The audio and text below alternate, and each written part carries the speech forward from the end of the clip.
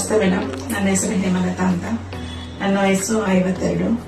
ಮೊಣಕಾಲು ನೋವಿಗೆ ನಾನು ಇಲ್ಲಿ ಟ್ರೀಟ್ಮೆಂಟ್ಗಾಗಿ ಬಂದಿದ್ದೆ. ತುಂಬಾ ಕೂತ್ಕೊಳಕ್ ಆಗ್ತಿಲ್ಲ, ಕೂತ್ಕೊಂಡ್ರೆ ಎದ್ದೇಳಕ್ ಆಗ್ತಿದ್ದಿಲ್ಲ. ಆಮೇಲೆ ಇಲ್ಲಿ ಟ್ರೀಟ್ಮೆಂಟ್ಗಾಗಿ ಬಂದ್ವಿ. ಫಸ್ಟ್ ಟ್ರೀಟ್ಮೆಂಟ್ ಅಲ್ಲಿ ನನಗೆ ಎಷ್ಟು 50% ಕಡಿಮೆ ಆಗ್ಬಿಡ್ತು.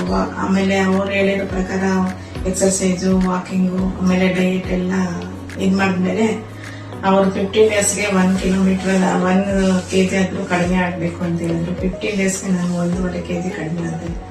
ಆಮೇಲೆ ಅವ್ರು ಹೇಳಿರೋ ತರಾನೇ ಎಕ್ಸರ್ಸೈಸ್ ಎಲ್ಲ ಫಾಲೋ ಮಾಡ್ಕೊಂಡು ಬಂದು ಟ್ರೀಟ್ಮೆಂಟ್ PRP ಇದ್ರು ಟ್ರೀಟ್ಮೆಂಟ್, ಫಸ್ಟ್ ಟ್ರೀಟ್ಮೆಂಟ್ ಆದ್ಮೇಲೆ ಆಮೇಲೆ ಫಿಸಿಯೋಥೆರಪಿ ಆದ್ಮೇಲೆ ಎಕ್ಸರ್ಸೈಸ್ ಮಾಡಿ ಸ್ವಲ್ಪ ಎಷ್ಟು ನನಗೆ ನೋವು ಇಲ್ಲ ಅನ್ನೋದು ಮೈಂಡಿಗೆ ಬರಲಿಲ್ಲ.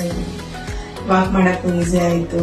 ಎಕ್ಸರ್ಸೈಸ್ ಮಾಡಿ ಕಂಟಿನ್ಯೂ ಎಕ್ಸರ್ಸೈಸ್ ಮಾಡ್ತಾ ಇದ್ರು ಬಾಡಿ ಎಲ್ಲ ಸ್ವಲ್ಪ ಆರಾಮ ಅನಿಸ್ತದೆ.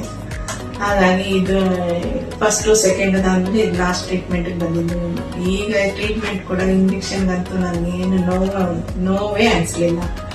ಹಾಗಾಗಿ ಬರೋದು ಆರಾಮಾಗಿ ಟ್ರೀಟ್ಮೆಂಟ್ ತಗೊಂಡು ಅವರು ಹೇಳಿರೋ ಪ್ರಕಾರ ಫಾಲೋ ಮಾಡಿದೆ.